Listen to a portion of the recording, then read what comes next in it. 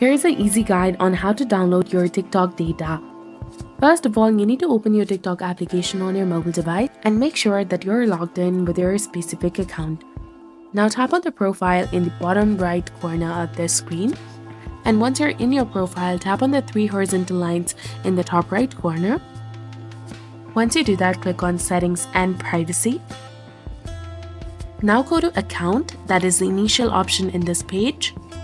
After that, click on Download Your Data, that is between Switch to Business Account and Deactivate or Delete Account. Tap on it. Select the data to download, either all data or custom. That includes messages, profile and post, and activity. Once you select your option, click on Done and then select File Format, either JSON for developers or TXT for easier reading format. And then tap on Request Data, that is highlighted in red color. Now you have to wait for approval, which usually takes 24 to 48 hours. And after your request is approved, return to download your data in Settings and then click on Download button next to your request. Your data will be downloaded as a zip file. You have to extract it and open it.